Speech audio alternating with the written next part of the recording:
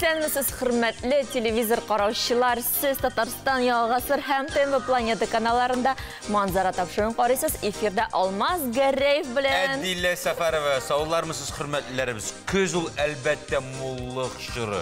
Матур төсләргә байшыр. Алтын көз дип юкка гына әйтмиләр. Табыннар сыгылып тора. Уңышлар җыелып алынган. Кышка әзерлек чоры. Укулар башланган вакыт. Біз сезне Манзара студиясында сәламләп тапшыруны башларга әзер. Иртәнегенә түгел, тапшыруны да бүген шәйдән башлыйк. Чөнки 20 сентябрь шәй ишу көне. Бик бәхетле булар идек без, икәүләшеп әгәр шәй ичсәк. Бу нинди көн инде? Аны көн сайын ишәбез бит. Әйе, мин килешәм. Аны гаилә әгъзалары белән, күршең, яисә очраклы танышың белән яки дусларың белән ишәргә дә була. Тик бүген гадәттәгечә булмасын, иң мөһиме көзге моңсурак көннәрдә күңелләрне күтәрерлек шәйләп алу булсын иде ул. Шәй инде ул. Шәй ишкән бар дип кенә тарсынып калмагыз. Безгә калса, бу көн өчен Болгардагы шәй музее бик яхшы туры килә.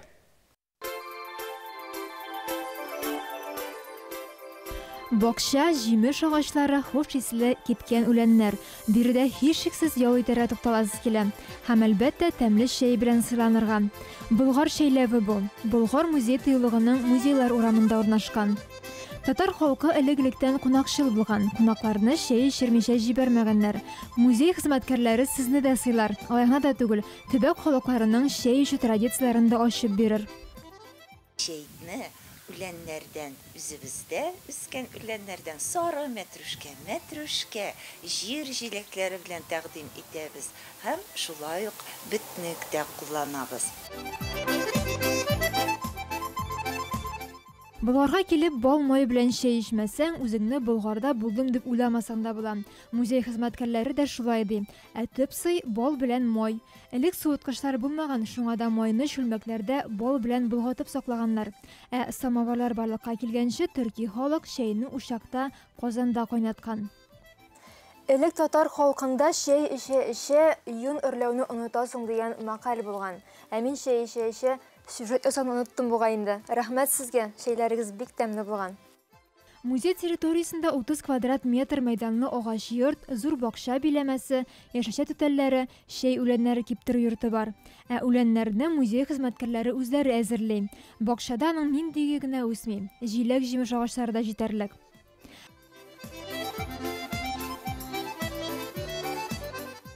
Әмнә бу йортта самоварлар коллекциясе урын алган. Биредә төрле чорларның 50ләп самовары тәкъдим ителгән. Алар 19 гасырның 2нче яртысыннан 20нче гасырның 70нче елларына кадәрге чорларга карый.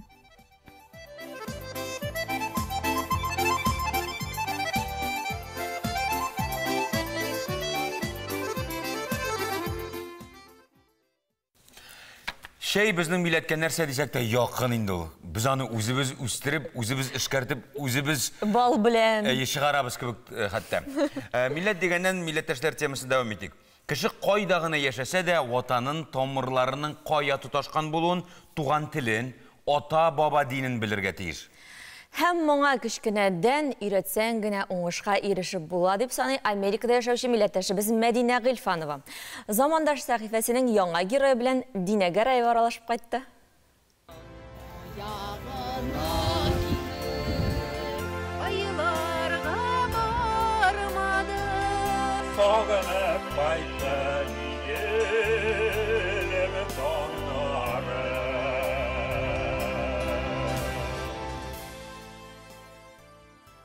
Тормыш кайсы җирләргә илтсә дә туган яңа кайтмыйча булдыра алмыйсың. Сүзебез яшел үзәндә туып, хәзер Америка Кушма штатының Флорида штаты Хелен-Бей шәһәрендә яшәүче Мәдинә Гыйльфанова турында булыр.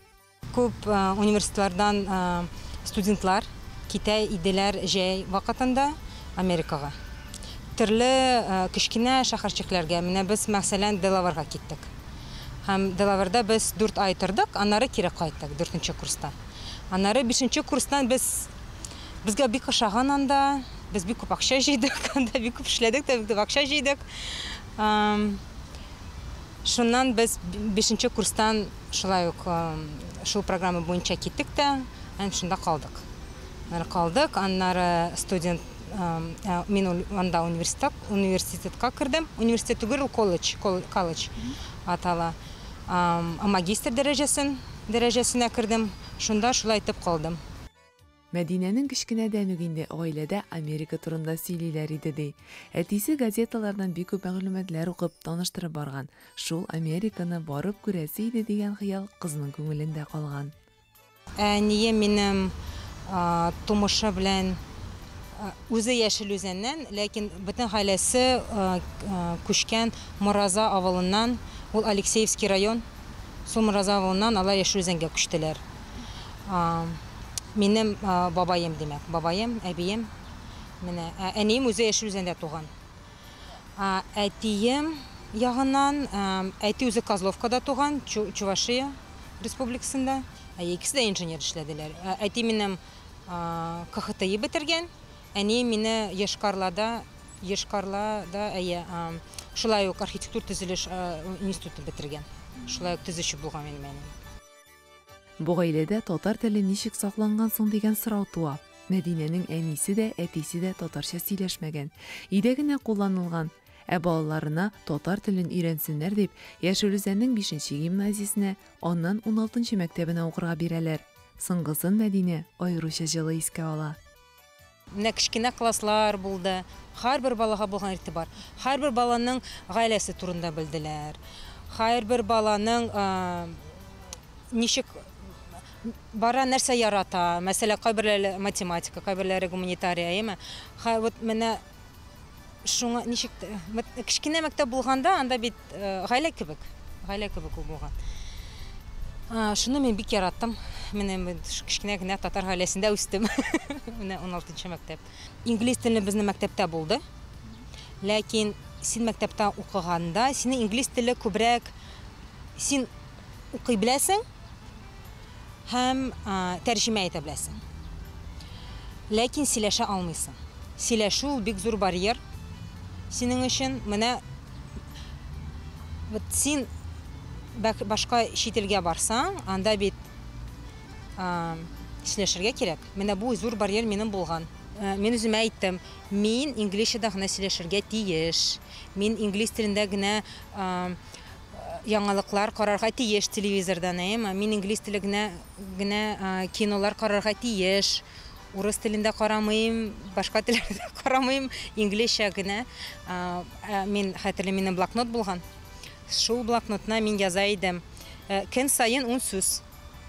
Менә эшкә барганда мин бу сүзне өйрәнергә мин үземә бурыч куйдым. Көн сайын. Менә шулай әкрен генә, аннары университетка киреп, анда бит минем инде дуслар барлыкка килгән. Менә шулар белән сөйләшәм. Күп сөйләштем, шулай өйрәндем инде. Ләкин хәзер дә әйтәсем килә, минем бик әйбәт сөйләшү түгел, минем күбрәк профессиональ английский. Теләсә инде ел фасылында, һава торышында матур зәвыклы буласы килә. Хатын кызларның. Хәзер инде иратлар да кимен куймыйм. Шуңа көз җитүгә студиягә стилист чакырырга булдык. Алия Сөләйманова белән көзге трендлар турында сөйләшербез. Алия, сәлам, хуш килдең. Исәнсез, Алия. Син инде җиңелчә көзге трендта киенгәнсең ахры. Әлбәттә. Җылы, шундый уңайлы тукымадан эшләнгән кием. Менә бу трендларга күчкәнче минем бер фикерне әйтәсе килә. Алия килешер микән? Мен калсам, Россиядә безнең бу сезон ара вакыты кыш белән җәй. Ул бик узын.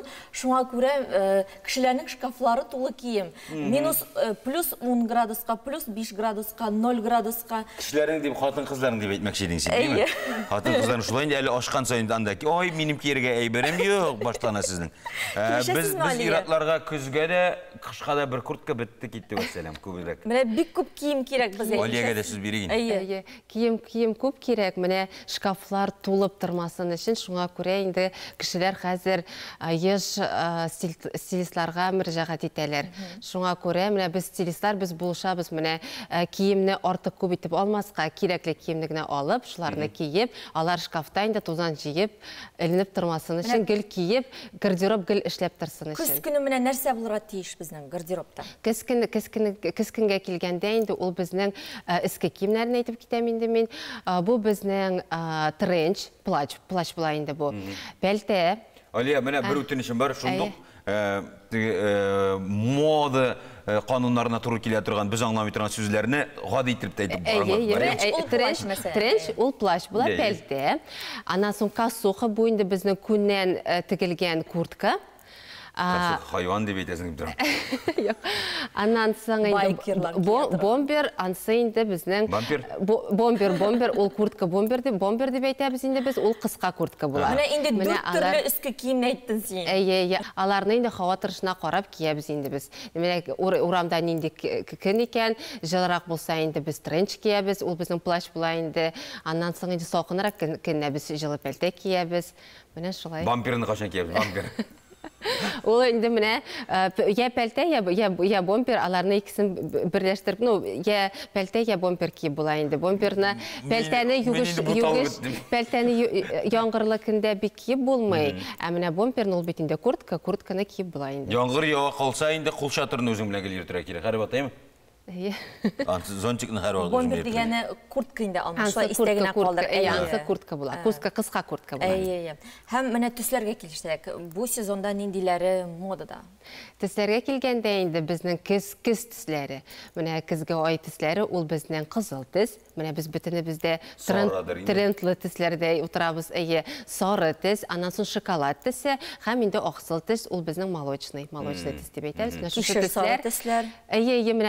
Менә яфраклар, менә безнең бит көз көне менә яфрак нинди төсләргә керә, менә нәкъ шул төсләр безнең көз айларында трендта булалар. Көзге ел фасылында һәр вакыт шулай бугаймы? Менә көз нинди төсләргә бай? Юк, алар гел туры килмиләр, юк. Баш киемнәренә килсәк. Баш киемнәренә килсәк, бу безнең эшемәслек булырга тиеш. Бу безнең берет, менә хәзер беретлар алар яңадан кире әйләнеп кайталар безнең модага. Һәм инде менә трендта хәзер күннән тегелгән беретлар, алар бик актуаль. Аннан соң шлепәләр, косынкалар һәм инде панамалар. Панамалар ул теге җәйге панама түгел, ә менә җылы панамалар, алар да безнең хәтер трендта. Минем күргән бары күннән тегелгәннәр. Күннән тегелгәннәре бар, аннан соң эко-мехтан да, эко-күн, хәзер без бит инде табигатьне саклыйбыз, шуңа күрә безнең хәзер бөтен тренд бит инде безнең экога барабыз, шуңа күрә менә эко-күн, эко-яннан тегелгән. Эко-ризык. Ясалма. Өс киемен аңлашылды, баш аңлашылды, аякта бар бит әле. Иң мөһиме аяк, чөнки аяктан тигән салкын ул озакка сузыла һәм тиз үтүчән була. Аяк киемнәргә килгәндә, хәзер инде безнең 2000 елдагы мода кире әйләнеп кайта, ул безнең платформалы аяк киемнәр. Платформалы аяк киемнәр безнең актуаль булалар, һәм инде аннан Миндә алмаз. Аннан соң ул безнең ботильоны, бу безнең кыска буйлы сапагилар. Аннан соң инде лоферы, бу безнең лоферы турослы туфлиләр, алар безнең менә трендтагы аяк киемнәр. Менә соңгы вакытта хәзер инде без киемнәргә яңадан әйләнеп кайтыйк. Гел рәсемсез бер төсле генә тыныч кына шундый тукымалар иде, әйме?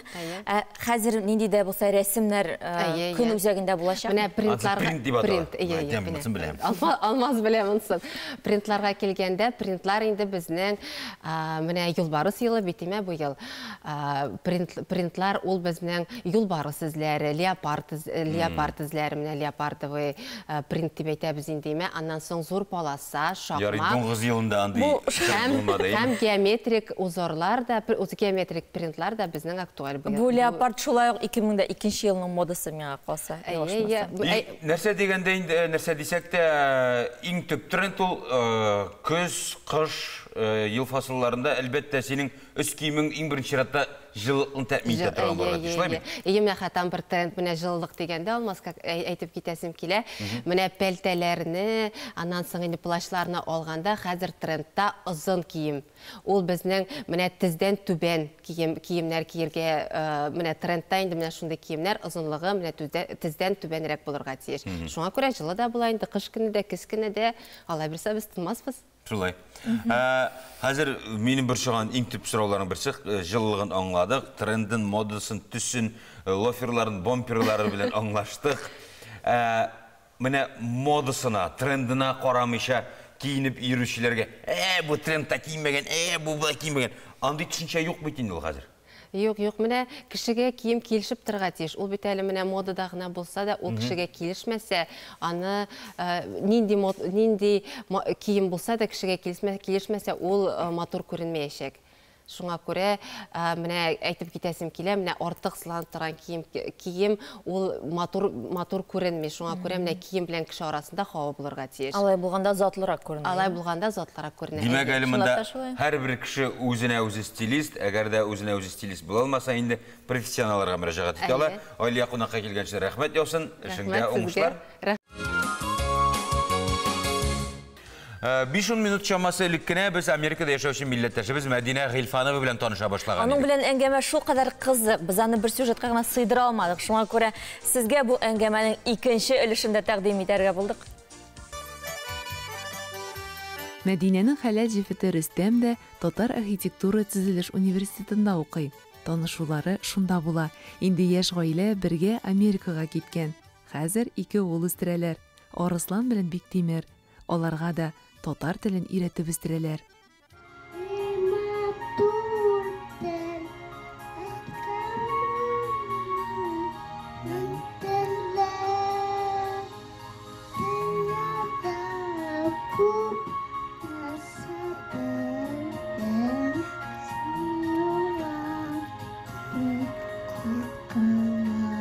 Шунда улым су анасы яши, мында каядыр. Алгандай, аның алтын тарагы бар. Сөйләле, улым, ничек су анасы турында? Әкиятне сөйлисеңме? Әйдә, нәрсә булды анда? Малай юк. Малай юк? Әйт, сөйлә, малай эшләгән? Алты таракы. Алды таракны, иә. Аннары нәрсә эшләгән тарак белән? Шапты кайда? Һәр вакытта без сентябрь айында киләбез. Без 2 атнага бер тапкыр барабыз, анда татар театрын карарга, балалар өчен күрсәтәбез. Аннары Кушаревкә барабыз, аларга күрсәтәбез, сөйлибез. Әле кичкенәләр минем. Авыр улаларга бик күп җирдә йөргәндә, ләкин безнең белән йөриләр инде. Кайтырга тырышабыз, тигелне без кайтмадык. Килә алмадык тигелне, ләкин 2020 елда без монда 3 ай яшәдек. 2019 елда без монда 6 ай яшәдек. Менә. Хәзер инде без Флоридага күчтек. Без Нью-Йорк шәһәрендә үзебез яшәдек. Нью-Йоркта яшәдек, Бруклинда яшәдек. Хәзер 3 ел инде Флоридада торабыз. Менә Нью-Йорктан Флоридага күчкәндә без үзебезгә менә әйдә әле Казанга килеп, менә безнең хәзер буш вакыт бар. Без икебез дә эшләмәдек, үзебезгә генә эшләдек. Безнең булды менә буш вакыт, никому не привязанный. Вот, һәм без Казанда яшәдек 6 ай.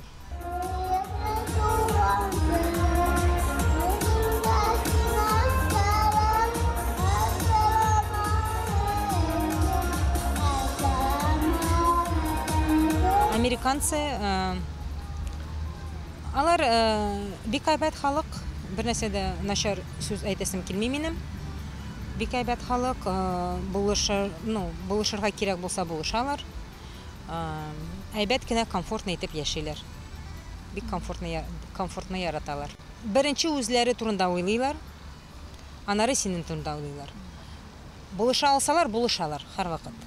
Булыша алмасалар, булышмыйлар инде. Менә беренче үзләре турында уйлыйлар, менә шулай бер бараларны. Татарстанны бик яратабыз, Казанны бик яратабыз, бик матур шәһәр, искиткеч матур шәһәр. Искиткеч, менә яшьләр шәһәре ул. Яшьләр шәһәре булса, демәк аның киләчәге бар, мин уйлыйм. Туган җирләрен сагынмаганнар бар микән?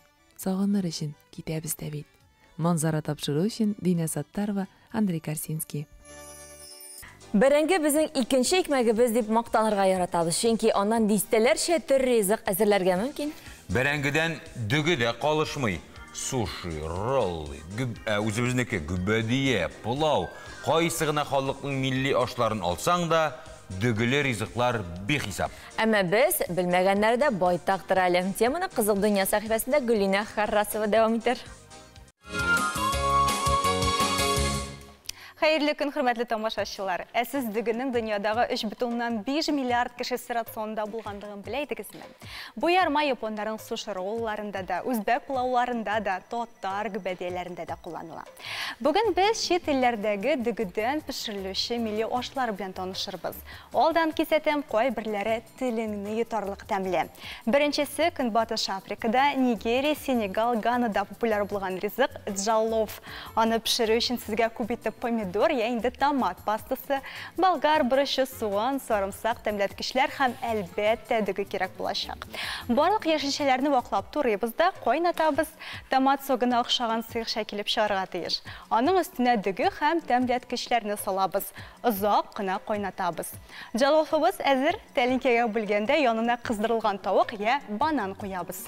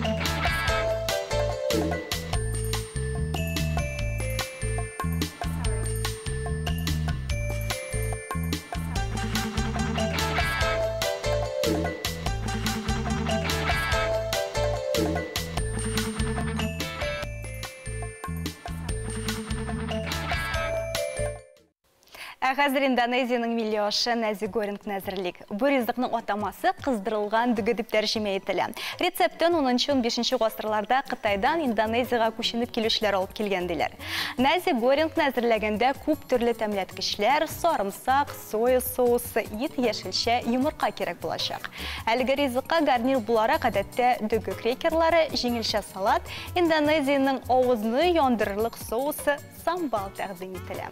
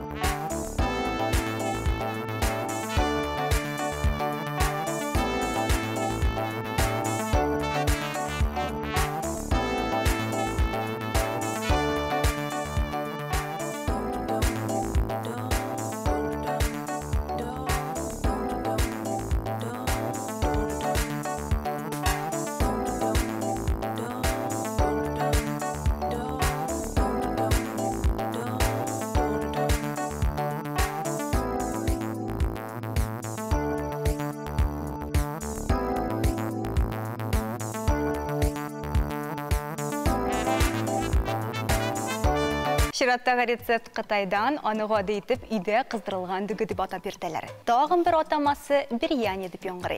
Ғадетті аны қозанда пішірелер. Бұл тұқлықлы ризық, шуңа көрі пылаудағы кібі көп етіп етістелі. Бұл шырақта ол тауық еті, енді деңгіз қыслалары. Шулай оқ яшешелер солына суда пішірілген, әршілген юмырқалар қошылам, оларыны бүтін етіп турамыша салалар. Бирьянины Қытайның барлық ресторандарында да табарға мүмкін, чүнки ол популяр ризық. Бәлкім bizning ish pishmoqda kibikdir.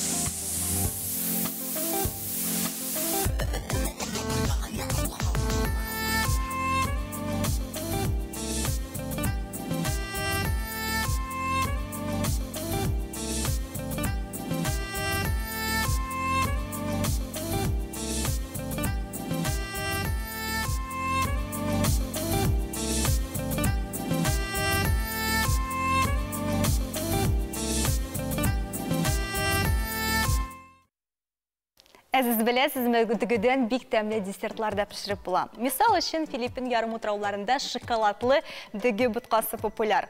Оны әзірлеу үшін қойнап тұрған суға дүгі, онары какао порошогы, шекер қымысалына, бұлар барысы да бұлғатыла. Маны бұтқасы кібі қойылыққа кіргеш ризығы біз әзір.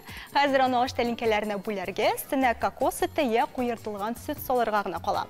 Мұнды Филиппин бұтқасы чампарады деп атала. Ғадатта ол ертеңгі ош уақытында тәқдим етілі.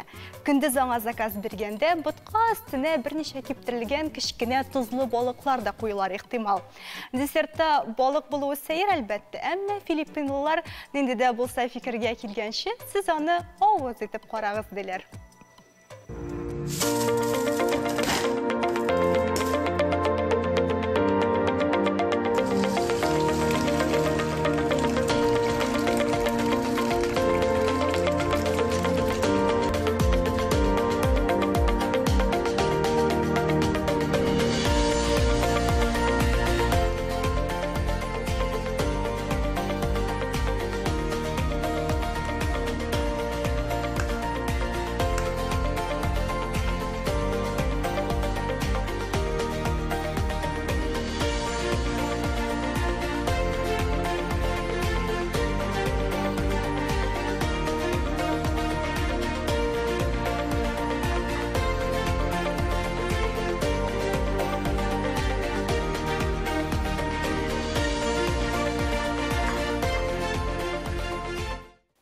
Көргені біз шәдігі бик универсал ярма. Анан ошын да, бұтқасын да, шәйін да, қомыр ризығын да, десертін да әзірлерге бұла. Ең мұхимі фантазия һәм сіздің экспериментларға риза болып, шедеврларыңызны ошаушыларғына болсын. Бүгінгі міне шулар еді. Келесі шырашуларға қадар. Сау болығыз. Камера мотор 186 дубль. Башладық.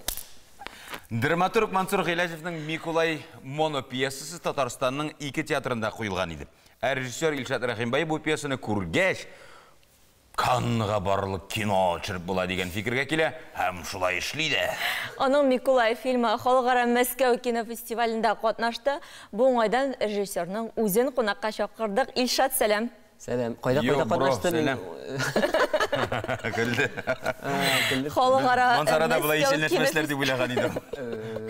Халықара Мәскәу кинофестивалінде қатнашты. Дұрыс түгіл мәне? Дұрыс. Мен екінші сөзін ешмеше қалдым. Үшінші. Қатнашқа жазмышы өзгәрі деген еді. Қатнашты да, шулай тұрып бұл дейінде міне. Бітті, қатнашты, һәм бітті шулай. Но фестивальдардың шулай дұрсын айткенде. Фестивальда қатнашасың, аның тұрында сөйлешу, һәм көпірту, һәм аның тұрында уйлау қызығырақ, чем фестивальда фильм қатнашу. Әне қатнашасыз алайса? Әне кішіресіз алайса деген сұраулар туа шындық? Мене шындық. Бик көп сұраулар туа. Нәрсе үшін ғұмумен мене шешіні оғартып, қойып, қартайып, тош білен қарғаны шоқып, һәм бүтән біз білмәген мәқалелерні қолланып, неге 2 ел бойы фильм түсірге деген сұрау бик еш туа менің башымда дұрсын еткенде. Һәм бик еш қына мен аңа сұрау жоқ, ғұмумен ол жауап жоқ, чөнки демек шул жауапны ізлер үшін, табар үшін бәлки түсіресің? Бәлки мен бүтән айбір ішті білмеймдір. Миколай фильмінің келешек язмышы Мәскәу кинофестивалінен соң хәл ителәчәк деген едігіз, һәм инде менә уңышлар ничек? Аның хәл ителуі шундый дәрәҗәдә фестивальдан соң біз инде хәзер чыннан да прокат турында сүз алып барабыз. Безнең табылды дистрибьютор, аның белән сөйләшүләр алып бара Rush World Vision компаниясы. Без алар белән хәзер кайсы шәһәрләрдә чыгасы, ничә кинотеатрда чыгасы, нинди маркетинговый план безнең булачак менә бу 2 айга, чөнки безнең дата алдан сөйләшенгән, сер итеп әйтәм, сезнең монда сер саклана бит. Әлбәттә. Бүтін дүнияға ғана. Да. Біздің дүния бит ол кішкене. Сіз аны шығып қараңыз бар ма? Біздің дүнияға. Ладно. Башламайық, достар. Ертең келіп кетті ана. Илшатның шығып қарағаны бар. 8 декабрьға біз әліге қойдық, міне шул датаны сайладық. Бұл біздің Ресей көлемінде прокатқа шығу датасы. Бәлки оңаршы нендейдір дүнияда өзгерішлер, йомшақлықлар барлыққа келсе, біз енді СНГ Азия илләре, бәлки Европа турында да сүз алып барабыз. Демәк, прокатка чыгамынсы яхшы, сөйенішлі хәл, чөнки аның инде шыққанда катлаулык мизгилләре булган, краудфандинг рәвештә әле анда матди чыгымнарны туплау, төшереп бетерү, ансын бүтән хәл эшләнеп биткән, демәк төшерелгән, Аллага шөкер, әйбәт. Шулай да нинди проблема күтәрдең бу film aşa. Çünkü spektakl aşa türlü бүтән проблемалар күтәрелде. Әлмәт театрында һәм үзебезнең Казандагы яшь тамашачылар театрында. Синең фильмда нинди проблема өстенлек ала, яки инде проблема гомумән юкмы? Безнең иң кызыгы бу фильмның формасы шундый булып чыкты ки. Әйме? Аның турында сөйли башласаң, бик җиңел генә спойлерларга кирип китеп була. Спойлерлар, ягъни инде теге фильмның тамашачыларга үзләре караганда кызык булган ниндидер вакыйгалар турында ялгыш сөйләп җибәрә алам. Фильм триллер буларак, психологический триллер жанрында булды бит инде, драма түгел, комедия түгел, психологический триллер. Һәм анда бик күп сораулар һәм тамашачылар шул сорауларга фильм буе башыннан бирле җаваплар үзләре таба һәм шул җавапларны тапканнан һичшиксез ләззәт ала. Һәр кешенең үз халәтенә туры килә торган мизгилләре бар. Беренчедән һәм анда Мансур Гыйләҗевнең әсәреннән ayırmalı bularak Мансур Гыйләҗевнең әсәренең идеялары сакланып калды, әмма безнең кино буларак аудиовизуаль произведение, спектакль түгел, һәм без шул форма аша тагын да күбрәк идеялар, күбрәк катламнар бирә алдык, һәм анда һәр кеше үзенә бик тирән идеялар һәм белемнәр алырга мөмкин. Илшат, Виктор Сухоруков, Иван Добронравов кебек танылган артистларны җәлеп итү авыр булдымы? Һәм ни өчен алар? Үзебездә юкмы ни уйнарлыклар? Син тегеннән килдең шул. Теге бүлмәдән. Ник үзебезнекен үстермибез, ниндир кино популярлык казансын өчен без барыбер башкалыга мөрәҗәгать итәбез. Охрана. Менә бу Шибәр ханым белән сөйләшеп алыйм менә башта.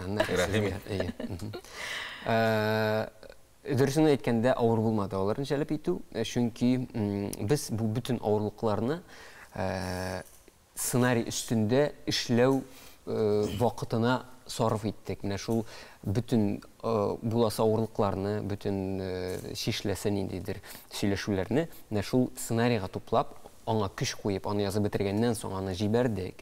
Һәм инде менә Виктор Сухоруков ул сценарийны укыганнан соң шундук безгә бирде ризалык, һәм әйтте, минем күптән андый рольләр булган юк иде, күптән анда сценарий укыган юк иде, ул сразу ризалашты һәм бик шундый йомшак условияларга безгә теге каршы килмәде. Безгә булышырга уйлады шулай. Минем сорау җавапсыз калды инде. Риза булды. Демәк, үз сорауыма үзем җавап биргән. Әлбәттә, режиссерлар бик катлаулы кешеләр алар алмас. Дип уйлыйлар режиссерлар бүтән кешеләр турында да, шулай ук. Бәлки гомумән уйлый да белмиләр. Ансы иң яхшы режиссер. Иң яхшы режиссер уйлый белми торган. Юк, ишеннән дә бездә Татарстанда әлбәттә бар профессионаллар, бар яхшы актерлар, бар яхшы художниклар. Мәсәлән, безнең команданың мин нинди стратегия сайладым. Бу әсәрне укыганнан соң мин анда бик зур потенциал күрдем һәм бу потенциалны, бу әсәрне ниндидер урта гына дәрәҗәдә, урта сыйфатта ясау, бу минем өчен гөнаһ һәм трагедия һәм тагын шундый начар сүзләр бер-ике кушып куйып була. Шуның өчен мин аңладым, или без моны ясыйбыз, менә шуннан да менә Россия дәрәҗәсендә, күләмендә прокатка чыга торган гарантированно шундый яхшы фильм итеп, яки ясамыйбыз. Яки Россия дәрәҗәсендә танылган артист кирәк. Иван Добронравов белән минимум. Шуның өчен без шундый стратегия сайладык. Командада бар безнең Казан специалистлары, Татарстаннан безнең дусларыбыз, бергә ясаган, моңарча ясаган кешеләр, моңарча эшләгән кешеләрбез һәм безгә шундый наставник буларак, инде безнең укытучыларыбыз буларак, без Мәскәүдән берничә шундый специалист сайлап, алар белән бергәләшеп, фильмны яңа дәрәҗәгә күтәрдек. Бу миңа калса безнең барыбыз өчен бик яхшы сайлау булды. Кайчан әлеге киноны без гади тамашачылар, Казан халкы, Татарстан халкы күрә ала? Әлеге сорауга җавапны сез әлбәттә ТНВ телеканалының социаль челтәрләрендә таба алырсыз. Әлегә без кунагыбыз фильм режиссеры Илшат Рәхимов белән саубулашабыз. Ул Ул киң кырлы шәхес, галим дә, мөгаллим дә, язучы, фәнни хезмәткәр, диктор да. Сөз татар милләтенең күренекле шәхесе, әдәби тәнкыйтьче һәм әдәбият галиме, филология фәннәре докторы профессор Фуат Галимуллин турында.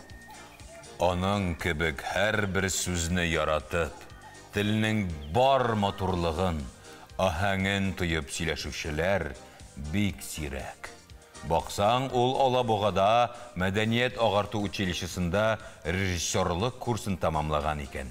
Соңыннан Казан дәүләт педагогика университетында сәнгатьле сөйләм курсларын алып барган. Әлбәттә. Фотабидан бер ел шулай сораган, фотаби ничек сезнең шундый тавышыгыз менә? Ул менә бөтен әйберне кылачлап, тирән шундый менә бас дип сораган.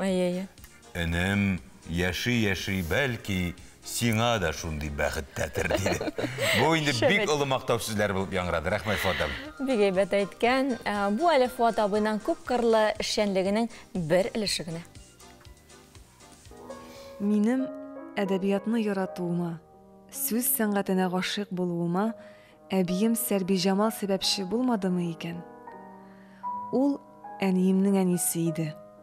Укырга кергәнче ул мине һәр вакыт үзе белән ияртеп йөртте. Сүзгә оста иде. Басуга кузгала, какы, җиләк җыярга баргач, үләннәр, аларга кунып ялтыраган шык тамчылары, һавадан нокта булып кына күренүче тургайлар турында әллә ниләр сөйләп бетерә иде.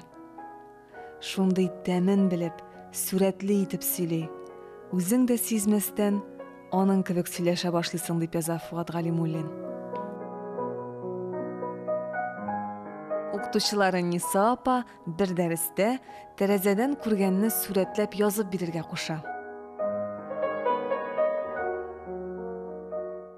Ар мазары үрә биек, аның артында Күкмара. Безнең әни арып бетә, Күкмарага бара-бара. Әнисенең киянтә күтәреп бәрәңге сатарга баруын, ипи алып кайта алганда каршына йөгергән улына бер кыерчык тоттыруын күз алдына китереп, менә шушы юлларны яза Фуат. Шуннан соң мине шагыйрь дип йөртә башладылар. Укып китүемне сизми дә калдым. Чөнки өйдә ике абый бар, алар мәктәпкә йөриләр. Берсе миннән 4 яшькә, берсе 7 яшькә улы. Алар дәрес әзерләгәндә мин инде алар янында утырып, алар белән бергә укый башладым һәм хәтта алардан остарак укый башладым. Кечкенәдән әдәбиятка тартылган булып чыга Фуат Галимуллин. Без аны хәзер язучы, галим буларак беләбез. Әмма фән дөньясына килеп кергәнче тормышында әллә никадәр матур вакыйгалар була. Хәлил булып, Галиябану спектаклендә уйнарга туры килә мәсәлән. Әле ансы мин клуб мөдире булганчы. Биредә яшьләр шушы әсәрне уйнарга дип җыенганнар да Хәлилне уйнарга кеше юк икән. Әйе. Шуннан Нуретдин дигән егет, ул миңа күршерәк инде. Әнә бит Фуат җырлый. Әйе, аны чакырыйк. Хәзер Галиябануны уйнарга тиешле кыз миннән зуррак инде. Әйе, зуррак яшьтә. Ул әйтә икән. Ул бит әле кичкенә, аның белән ничек Галиябану Хәлилле уйныйм. Менә син аны үзен күр әле. Аның җырлаган тыңлап кара әле ди икән Нуретдин. Аннан әйтерсең, кешенең дие буена карамасын дие, сәләтенә кара.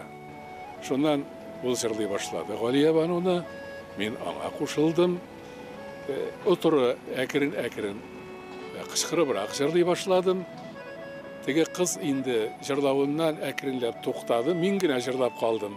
Ахырга кадәр җырлап битердем мин моны. Шуннан әйтә, уйныйм синең белән ди. Фуат Галимуллин диюгә шунда уганың тавышы радио искә төшә. Радио белән бәйле матур хатирәләре дә бар. Яшь дикторларны Мәскәүгә стажировкага җибәрә торган булалар ул заманда. Фуат та бара. Левитанның үзеннән дәресләр ала. Андагы укытучылар белән киңәшләшә, тәҗрибә туплый. Ул вакытта Татарстанга бер радио. Диктор булу бик җаваплы, каушарсың да. Шул уйларын диктор Валентина Соловьева белән бүлешә Фуат. Ул әйтә, син нигә каушыйсың? Мин әйтәм, менә мине тыңлый торган территорияның өлкәләренең зурлыгы мине каушата. Алай булган вакытта мин бүтән Советлар Союзына сөйлим, мин үзем ничек хис итәргә тиеш ди. Һәм ул әйтте, син ди күз алдыңа андый зур җирләрне китермә. Меңәрләгән халык бергә җыелып тыңлаганны кайчан күргәнең бар. Менә өйдә кемдер анда ашарга әзерли, кухняда нәрсәдер эшли, юк бәйли. Алар ди бер вакытта кулак салалар радиога. Менә син бер кеше өчен сөйлә. Шул кеше генә ишетсен дип әйтеп сөйлә. Аның колагына гына сөйлә. Әгәр дә син 1000 кешене күз алдына китерсәң, үзеннән үзе син кычкыра башлаячаксың. Тавышың шушындый кирәкмәгәнчә яңгырый башлар һәм тыңлаучылар сине кычкырып утырма әле дип үзеп куярлар ди. Менә шушы ага-бугады киңәш миңа шул кадәр ярдәм итте. Мин инде кайткач әнине күз алдына китереп сөйли башладым. Чөнки белеп торам, әни Вятские Полянада ул чагында яши иде абый белән.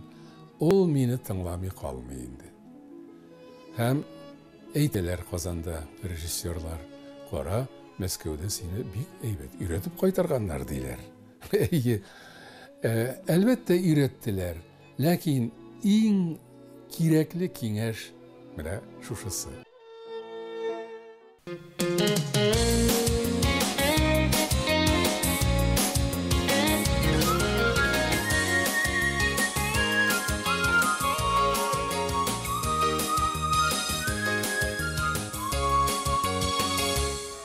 Безгә әле генә килеп кушылган булсагыз, исәнмесез, хөрмәтле телевизор караучылар?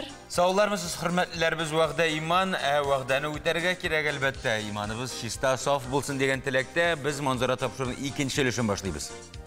Казанның 20-нче гимназиясе күренекле татар язучысы Муса Җәлилнең көрәштәше Абдулла Алиш исемен йөртә. Ел саен язучының туган көнендә аның истәлегенә багышланган чара уза. 15 сентябрь көнне шагыйрь Абдулла Алишнең туган көне уңаеннан Абдулла Алиш исемендә 20-нче гимназиядә язучының бюсты янында тантаналы митинг узды. Атанына тугрылык саклап 36 яшендә үзен корбан иткән язучының тормыш юлы һәм иҗаты яңа буыннар тәрбияләүгә хезмәт итүен дәвам итә.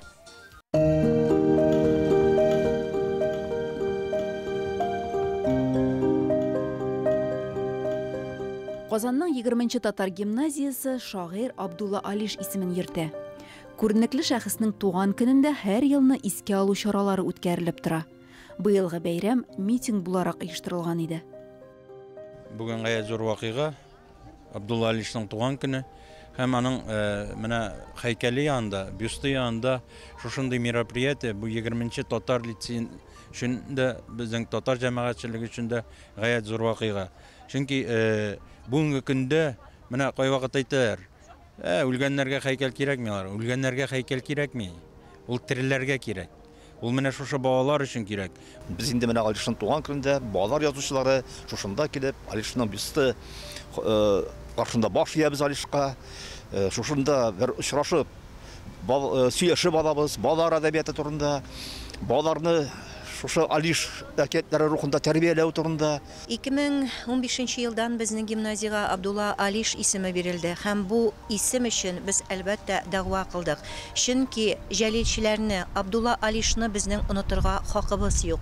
2013 елда гимназиябызда Алиш варислары исемле музей ачылды. Моның белән генә эшләр төгәлләнми. 2013 елдан Алиш эзләреннән фәнни эзләнү конференциясе уза. Ел сайын анда 500-гә якын бала катнаша. Конференцияның матур нәтиҗәсе буларак Алиш эзләреннән исемле җыентык чыгарыла. Айназ Алиев 10-нчы сыйныфта белем ала, төрле чараларда актив катнаша, киләсе елга Алиш премиясын алу өчен тырышачакмын ди. 11-нчы сыйныф укучысы Гали Әхмәтова Илмира быелгы премия иясе. 2021 елдан олимпиадаларда, конференцияларда, гомумән гимназия тормышында актив катнашкан укучыларга без гимназия буенча Алиш премиясе бирә башладык. Һәм бу безнең балаларыбыз өчен күрәсезме ниндидер зур этәргеч, уңышларга, яңа уңышларга ирешү өчен бер максатчан юл. Очрашуга Абдулла Алишның улы улы Алмазның хатыны Фаина Александровна да килгән иде. Алиш белән фани дөньяда очрашу насип булмаса да, кайнатасына тирән хөрмәт саклап, бийек шагыйрьнең исемен мәңгеләштерү өчен күп эш башкарган гимназиягә рәхмәт йөзеннән митингта катнашты. Мне повезло, что я знала тех людей, которые знали Абдуллу Алиша при жизни. Абдулла Алишны күреп белгән кешеләрне мин дә белә идем. Шуның белән мин бик бәхетле дип саныйм үземне. Алар Алишның кешелеклелеген, якыннарына, иленә мәхәббәт һәм җаваплылык кебек төп сыйфатларын һәр даим билгеләп үтәләр иде. Бу сыйфатлар әлбәттә аның иҗатында да чагылыш тапкан. Кешелеклелек аның әкиятләрендә, якыннарына һәм иленә мәхәббәт Моабит төрмәсендә язылган шигырьләрендә чагыла. Җаваплылык ул аның холкы, минем бәхеткә иремә күчкән. Гимназияның 20 еллыгы уңайыннан уку йортының ишек алдында каһарман язучыга бюст куела. Айрым рәхмәтемне әйтәсем килә Телләрне үстерү комиссиясе рәисе Марат Әхмәтовка, шулай ук безгә хәйрхаклы булган өчен Разил Валеевка. Һәм инде менә бу бюст һәр көнне балаларны каршы алып, аларны яңа үрләргә, яңа уңышларга өнди. Һәм шушы нинди генә чара үткәрсәк тә, без Абдулла Алишның бюстына чәчәкләр салабыз. Биредәге укучылар да, укытучылар да Абдулла бары юлы Алишев белән горурланып, аны батырлык үрнәге дип саный. Халык хәтере яшәгәндә, аның күңелендә батырлар, Абдулла Алиш җәлилчеләр үлмәячәк. Киләчәк буынга да үрнәк, элге булып торачак. Казаныбыз белән бәйле данлыклы шәхесләр турында сөйләшүбезне дәвам итик. Барыбыз да Александр Бутлеровның химик булуын белә. Ә менә аның башка кызыклы шөгыльләреннән күпләр хәбәрдар түгелдер дип уйлыйм. Александр Бутлеров умарта тоткан. Аның күбәләкләр коллекциясе булган һәм ул роза чәчәкләрен яраткан. Умарта тоткан дигәннән, чөнки балда менә иң файдалы бик күп химик элементлар җыела икән. Ул бәлки шуңа кызыккан булгандыр. Бу исемлекне әле дәвам итәргә була, әмма без аны Лилиягә калдырыйк. Казан урамнары сәхифәсендә Бутлеровның яңа якларын ачарбыз. Александр Бутлеров пансионда үсә, һәм ул бик кызыксынучан бала була. Төрле идеялар уйлап табулар белән мавыган. Шундый мавыгыларның берсендән бенгал утларын ясаганда көчле шартлау килеп чыга. Һәм тәрбиячесе Александрны пишмакка бастыра да муенына бөек химик дип язылган такта элеп куя. Тәрбияченең бу юравы чынга аша. Һәм бүген без нәкъ менә бөек химикның исемен йөртүче урамда. 19 гасыр башында Казанның тарихи үзәгендә урнашкан урам яңа чүлмәк исемен йөртә. Бер ара күренекле табиб-терапевт Николай Виноградов исеме белән атала. Бүгенге исемен 1927 елдан ала. Пушкин урамыннан башланып, Курашев урамы белән киселештә тәмамлана. Маяковский, Мештери, Толстой, Айвазовский урамнары белән кисешә. Казан университеты ректоры Александр Бутлеров исемен йөртә. Исеме химия белән бәйле булса да, урамның тарихы Казандагы медицина тарихы белән үрелеп бара. Шәһәрнең бу җирендә бер артлы медицина учрежденияләре төзелә башлый. Иң беренче 1866 елда Александров хастаханәсе ачыла. Ә инде 30 елдан соң яңа корпуслар төзелә. Бүген инде монда Казан дәүләт медицина университетының клиника шәһәрчеге урнашкан. Мәсәлән, 47-нче йорт республика күләмендә әһәмияткә ия мәдәни мирас объекты. Вишневский клиникасы. Күренекле табиб медицина өлкәсендә зур ачышлар ясаган Вишневский 40 ел Казанда яши. Ул эшләгән клиника хирургия үзәгенә әверелә. Бирегә Идел Каму якларыннан гына түгел, Себер, Урта Азиядан да агылалар. Бу урамда Вишневский истәлегенә куелган һәйкәл дә бар. 40-нчы йортта медицина фәннәре докторы Файзуллин Мидхәт Харис улы яшәгән. 16-нчы йортта хәзер Казан медицина университетының стоматология поликлиникасы. Әлеге бинада электән медицина белән бәйле. Монда танылган табиб Елачич Франц Осипович яшәгән. Күп кенә медик галимнәрнең язмышы нәкъ менә әлеге урам белән бәйле. Бөек химик Будлеров үзе дә яңа чүлмәк урамында фатир алып торган. Кызганыч, аның кайсы урында булуы гына билгесез.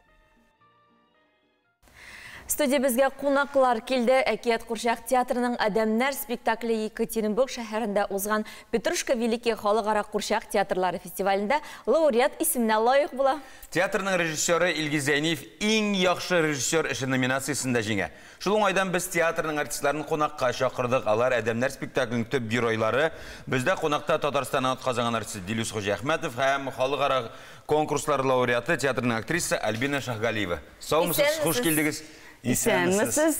Без сезне тәбриклибез һәм менә Екатеринбургта ничек каршы алдылар? Петрушка Великий фестивалендә беренче катнашуыгыз идеме? Әйе. Кошап калдылар. Шуннан да бу Петрушка Великий фестивале ул инде 20 ел дәврендә бара. Бу Курчак театр фестивальләре арасында иң яхшы, иң дәрәҗәле фестивальләрнең берсе. Сыйфатлы фестивальләрнең берсе. Һәм инде шушы фестивальгә безнең театрыбызның ләгүе ул үзе бер уже уңыш. Чөнки монда сайлап алу комиссиясе дә бик җитди тикшерә. Менә шушы җитди тикшерүне узып, без инде бу фестивальгә эләккәч, без инде бик сөендек һәм шушындай зур уңыш белән кайту бу инде бигрәк тә безнең өчен мәртәбә. Менә шул уңыш дигәннән уңыш дигән сүзгә бәйләнәс килә. Чөнки Курчак театры дөньясы ул бик тыгыз бәйләнештә, Рәсәй күләм, ил күләм дәрәҗәсендә. Сез бер-берегезне бөтенегез дә беләсез. «Әдәмнәр» спектакленең фестивальдә беренче генә катнашуы түгел, һәм аны бөтен театрларда кайсы фестивальдә генә катнашмасын, бик яхшы кабул итәләр. Спектакльнең уңышы нәрсәдә? Сезнең уйнаудамы, режиссурдамы, сәхнә бизәлешендәме, костюмнарда, курчаклардамы, яки инде әсәрдәме, драматургиядәме? Үзем әйтәм. Рәхмәт. Менә сиңа 7 пункт. Юк, берсе дә туры килми. Әйе, чөнки безнең инде бу спектакль чыкканда Илгиз Гизмурычның безнең инде саңга җитәкчесенең бер сүзе бар иде. Ул безнең йөрәккә кирип калды, һәм ул инде безне шушы спектакльне эшләгәндә күтәреп җибәрде. Команда. Бердәмлек дип. Бердәмлек. 8нче пункт.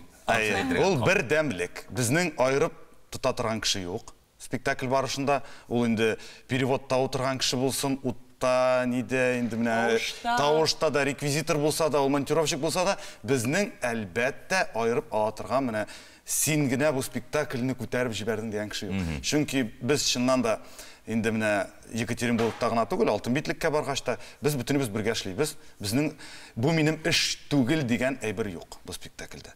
Артистлар да шулай ук без ярдәм итәбез ут куйганда, шулай ук безнең инде звук операторлар, башка шулай ук сәнгать җитәкчебез дә безнең белән бергә декорация ташы безнең белән бергә куя. Шулай да үзегез юк, менә шул төшенчәгә бәйләнеп, гафу итегез. Әлеге төшенчә чынлап та бик күп юнәлешкә туры килә. Аны әйтү бик гади, тормышка гамәлгә ашыру авыррак әлбәттә. Шул ук милләт темасы булсын, тел темасы булсын, эш темасы булсын, һәр юнәлешкә дә туры килә торган сүз. Афәрин. Үзегезнең рольләрегез турында да сөйләп китсәгез иде. Безнең рольләр әлбәттә инде ул Курчак театрында күп шундый тәнкыйтькә ия рольләр. Чөнки кемдер аңлый, кемдер аңламый. Тик барыбер без Альбина белән инде минемчә Екатеринбург шәһәрендә уңышлы күрсәттек, чөнки обсуждение вакытында безне бик әйбәт матур мактадылар. Безне мактадылар. Чөнки роль ул Курчак театры өчен гафу итегез, әйтеп бетерәм. Ул Курчак театры өчен безнең рольләр ул яңа, чөнки Курчак театры артисты ул барыбер Курчак белән генә ширма артында яисә инде планшет Курчак белән уйный торган артистлар. Безнең инде күбрәк бу драма роле, драматический роль. Шулай да без аны бик сыйфатлы уйныйбыз дип безгә инде бер кат кына әйтмиләр. Менә тәнкыйть дидегез, әйме ничек кабул итәсез, күңелегез төшәме менә? Тамашачы аңлый. Безне бит әле мактадылар гына. Чынлап та шулай, без инде Алтын битлеккә эләккәч тә рецензиялар яздылар, бөтен Мәскәү, Питер газетлары язып чыкты.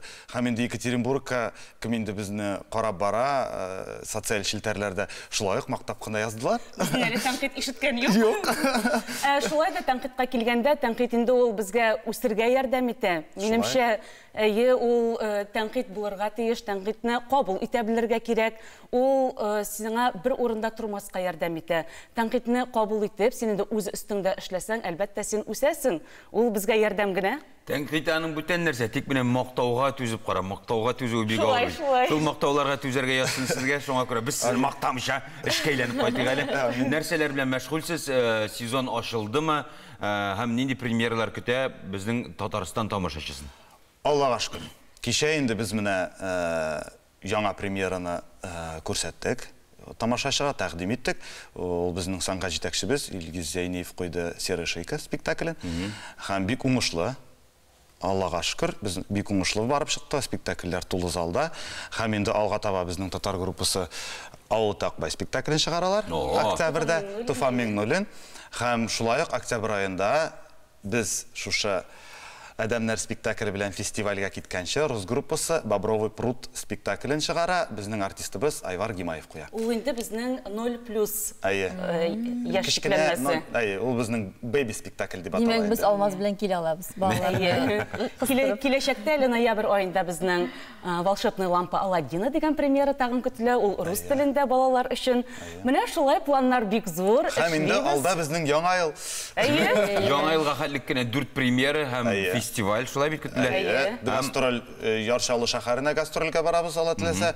Октябрьдә Аксубай районнарына. Моңарчыда бит әле сез фестивальдән фестивальгә йөрдегез. Кайсы шәһәрләрдә булып кайттыгыз? Без инде беренче отпускадан чыгу белән икенче көнне киттек Томский шәһәренә. Без анда Светлана Дорожканың «Жырла Курай» уйна Шымбай спектаклен алып бардык, рус телендә уйнадык, рус группасы белән. Һәм аннан кайту белән киттек Мәскәү шәһәренә. Шулай ук Образцов театрында бик зур фестивальдә, ул инде беренче тапкыр үткәрелә торган фестиваль. Истоки дип атала, ул инде национальный театрлар белән эшли торган фестиваль. Һәрбер шушы инде халыкның ничек барлыкка килгәнен һәм шул традициясын, аның культурасын күрсәтә торган фестиваль. Анда шулай ук без «Жырла Курай» уйна Шымбай спектаклен күрсәттек. Рус группасы Мәскәүдә булган вакытта, татар группасы Мурау Батыр спектакле белән Ижау шәһәрендә булды фестивальдә. Субханалла. Беренче сәхнәдә, беренче шәһәрдә бер ел спектакль. Шул вакытта без анда чагында безнең инде калган артистлар театрыбызда 3 спектакль уйнап, сезонны ачып җибәрделәр. Күстемәсен, субханалла.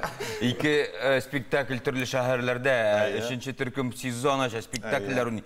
Димәк, сез эшләр гөрләп бара. Бер театрдагы коллектив кына бер юлы 5 спектакль уйный аласыз. Шулай бит булып чыга. Шулай. Безнең кайбер вакытта үзебезгә дә туры килә көненә 5-не уйнарга. Афәрин, күстемәсен. Армый талмый эшләгез, сезнең хезмәтнең никадәр дәрәҗәдә авыр икәнен бары тик эшләп караган кеше генә белә. Шуңа күрә юк, без дә белмибез, чөнки драма театр артистының эше аның башкарак, Курчак театрының тагы да катлаулырак. Эшегездә уңышлар, сезоныгыз гөрләп барсын. Яңа елга көч җыеп, яңа ел марафонында уңышлыгына үткәргә насип булсын. Рәхмәт, бик зур. Бик зур рәхмәт. Бездә кунакта Татарстанның атказанган артисты Дилүс Хуҗа Әхмәтов белән Альбина Шаһалиева булды. Кунакларыбыз белән сау булаштык. Көз ул матур фотолар чорыда. Көзге фотосессиялар турында видеоязма белән тапшыруны дәвам итик.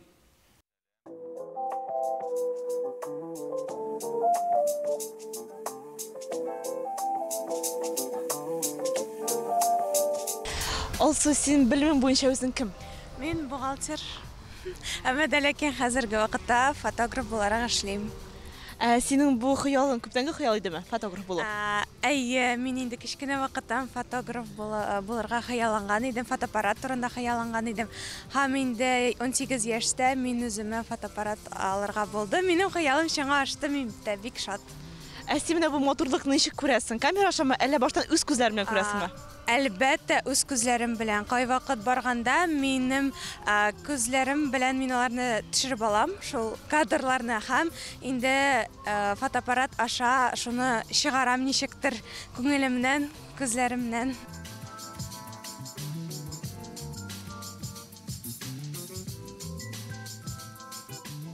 Сине матур фотографиялар ясарга нәрсә илһамландыра? Чынлыкта мине бик күп әйберләр илһамландырырга мөмкин. Ул да булса, мәсәлән, музыка тыңлаганда берәр нинди илһамландыра торган җыр, һәм инде минем күз алдыма ниндидер сурәт килә. Һәм мин ул сурәтне башымнан алып, чынлыкка ашырга телим. Мәсәлән, чит ил фотографлар илһамландыра, аларның эшләре, бүтән фотографлар эшләре илһамландырырга мөмкин. Кешеләр. Ел фасылларына килгәндә син кайсысын үз итәсең? Күңелеңә кайсысы хуш килә? Бүтән ел фасоннары да алар чынлыкта бик мотор. Әмма дә ләкин миңа күбрәк көз ошый, көзне төшерергә, чөнки монда бүтән мотор төсләр җыелган бу ел фасонында. Һәм инде җәйне яратам, чөнки урамда рәхәтләнеп төшергә мөмкинсең. Көз көне паркларга чыксам, бүтән җирдә дә фотосессия бара. Менә монда кызлар иренмичә алмалар, кәрзиннәр, шулай кабаклар да алып килгәннәр.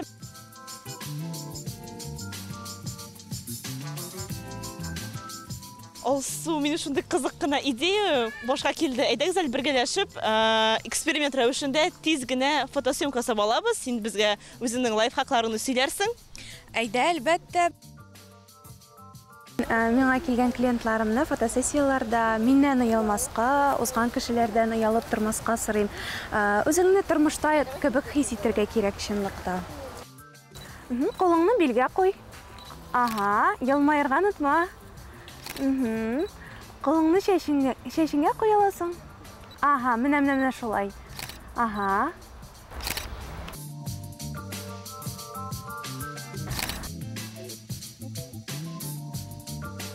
Фотограф профессиясы бүгенге көндә дә бик актуаль булып кала, чөнки һәр вакыт кешеләр үзләренең тормышларын, яшьякларын истә калдырасылары килә.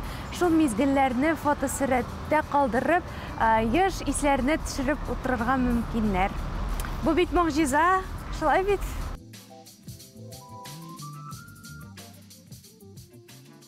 Син бүгенге көндә нинди съемкалар белән шөгыльләнәсең?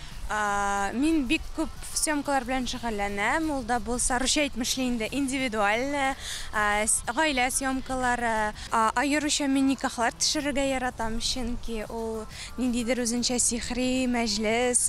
Анда инде менә ике кешенең мәхәббәте. Әйе, аны күрсәтергә кирәк.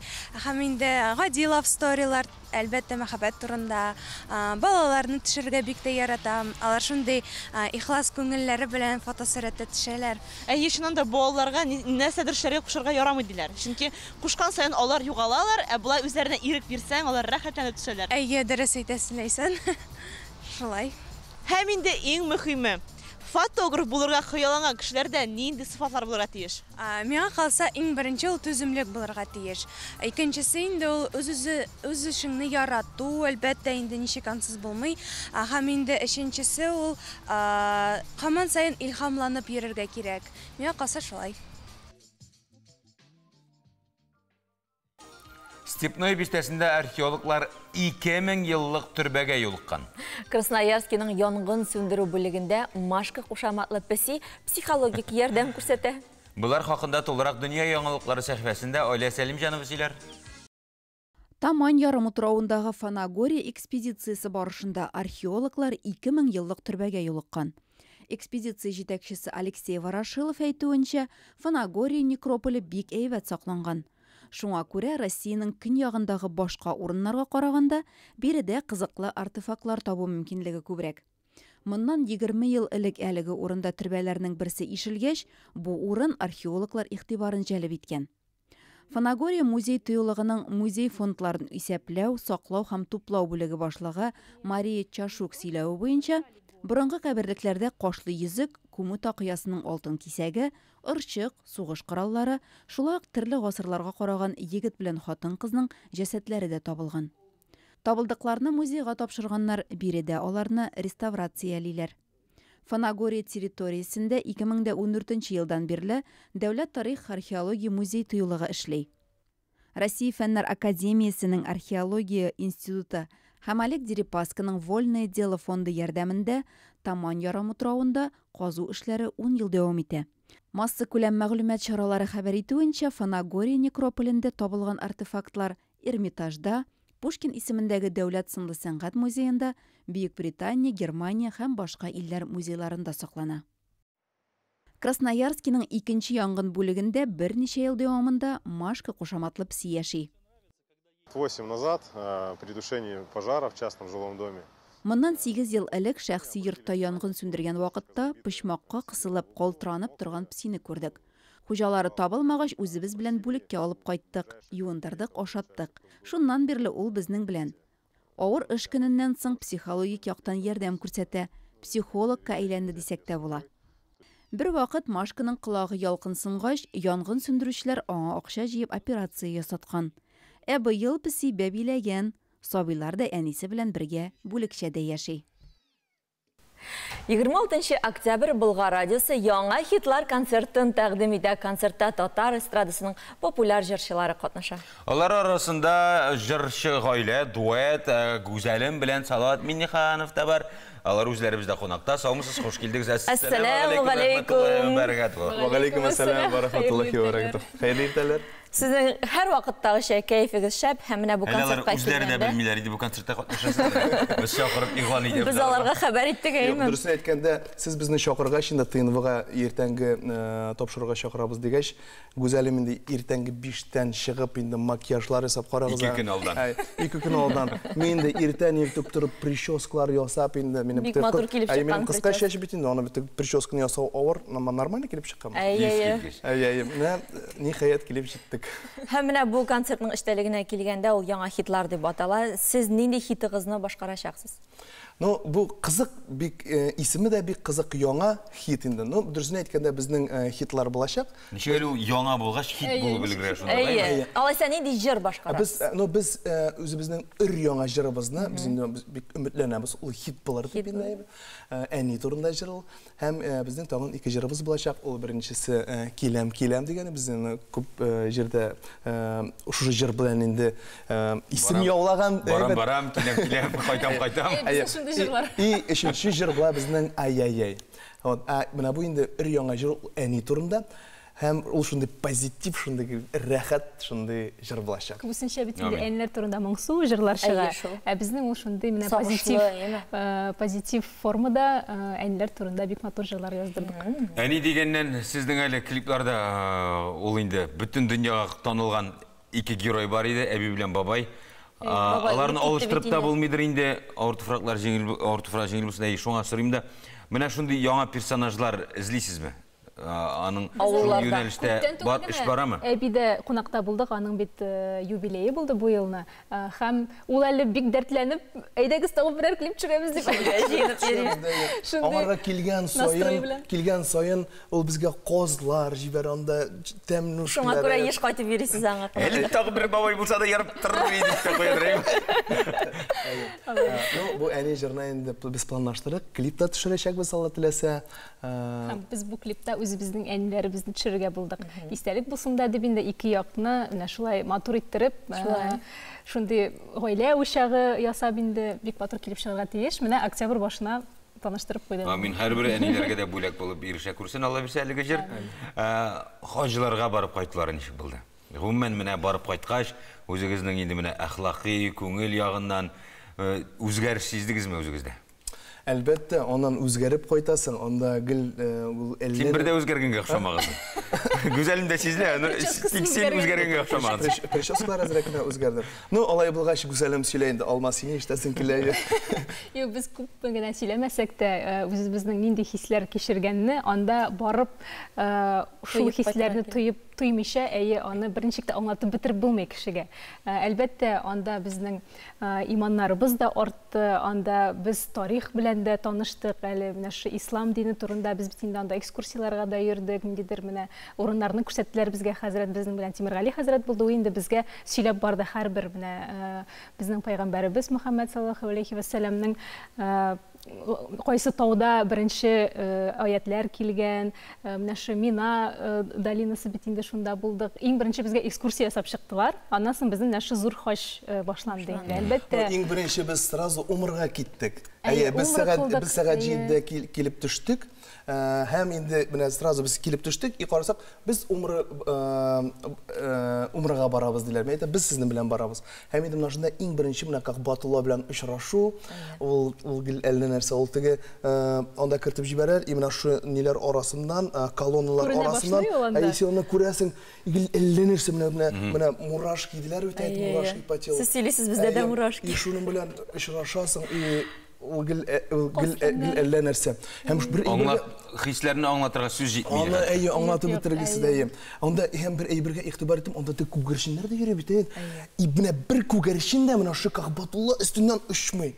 Сез менә тирәлеп. Менә шулай тирәп, анда менә удивительный әйбер ул. Һәм инде гомумән әйтәсем килә, менә без төнлә килеп төштек, самолеттан төшкән вакытта да менә без күрәбез бит инде тәрәзәләрдән хәзер менә төшәчәк изге җиргә. Һәм анда инде бөтенесе прям самолет, бөтенесе дога кылалар, менә төшәбез бит инде, һәм Кахбатуллага хәтле барганчы без шул доганы кылып бардык инде, әйтеп бардык. Һәм шунда шундый хисләр менә ничек дип әйтим инде, аңлаешлы булсын өчен менә экзаменга керер алдыннан дулкынланасың бит әле. Имтихан алдыннан. Әллә әзерләндең, әллә әзерләнмәдең шунда инде. Шундый менә нәрсәдер эштә урта башлый анда нәрсә шундый менә нәрсәдер әйме. Менә шундый хисләр анда инде. Ләкин ул күпкә дулкынландыргыч мизгелләр, чөнки син Аллаһ Тәгаләдә аның каршына киләсең һәм аның алдына килеп басып дуа кыласың, гафу үтенәсең. Менә шундый хисләр. Иң мөһим әйбер анда менә бу Арафат көне бит инде әйбет. Шунда 6 сәгать дуа кыласың. Һәм без әйткәннәр инде алыгыз дуа китаплары, чөнки без дуа кылганда әйтәсәң, бер 5 минут дуа кылабыз да шуның белән Аллаһ әкбәр бит инде. Юк, 6 сәгать дуа кылырга җитми. Инде соңгы менә шулай соңгы дуа кылабыз, әле бит безнең теге соцсетләрдән да җибәрәләр, безнең өчен дуа кылыгыз дип инде әйбет. Һәм всё ахшам керде. Димәк уже вакыт чыкты. Без үзебезнең эшебезне эшләдек. Хаҗның иң мөһим әйбере менә шуның шушы Арафат әйе. Иң мөһиме кабул булсын. Концертка килгәндә Без әлбәттә көтәбез барлык тамашачыны, без әзерләнәбез, һәм бик матур җырлар әзерлибез, костюмнар әзерлибез. Бу безнең менә шу зур тәнәфестән соң беренче шундый зур концерт инде. Җәй көне бит без шул туйлар, сабан туйлар бит инде. Амнамда шын менә сәхнәгә чыгып, тем более ТНВ концерт. Бигрәк тә әле хаҗи булып сәхнәгә чыгасыз хәзер. Без бик дулкынланабыз. Һәм бер әйбергә игътибар итәм, һәр мин укырга йөрим бит инде мәдрәсәгә. Хәзрәттән сорыйм, мен әйтәм, ничексең менә бош ию, мен әйтәм, бош ию. Тамашачы алдында ничек бош йөрергә ярыймы? Әйе, менә булай теге бош йөрергә ярыймы? Хәзрәт менә шулай иттем алай. Уңайсыз сорау бирәсең. Кирәкмәс. Күп икенче хәрәкәт бар инде. Шуңа күрә икенче хәрәкәтләрне ясабыз. Шуңа күрә гүзәлем теге бош ию менә ул Димәк, хөрмәтле тамашачылар, сез үпкәләмәгез, әгәр алар сәхнәдә баш имичә кереп китә. Бер сәлам бирәсез алар. Хейтерларның иң ачыгызны чыгарган комментарий яки соравы. Әлеге сорауга җавапны сез, хөрмәтле тамашачыларыбыз, ТНВ телеканалының социаль челтәрләрендә таба аласыз. Карый, тыңлау мөмкинлеге бар, тик шунда гына булачак. Без кунакларыбыз белән сау булашып, сезне 26 октябрьдә Болгар радиосы оештырган яңа хитлар концертында көтеп калабыз. Менә хәзер төгәлләсәк, тамамласак та була, теләмәсәк тә. Бүгенгә генә, иртәгә карамчы калмагыз. Көннәр кыскарып, җир өстен көзге моңсулык биләп алганда, ятушың, кәйфләрне күтәрүшең булуы кирәк. Манзара тапшыру шундыйлардан дип уйлыйм. Килешәм, манзара тапшыру сезгә шундый дус булгандыр дип ышанып калабыз 2 сәгать дәвамында. Без Әдилә Сәфәрова һәм Алмаз Гәрәев сезгә көне буена җитәрлек яхшы кәйф бүләк итәргә тырыштык. Киләсе очрашуларга кадәр сау булыгыз, хөрмәтләребез. Кара, без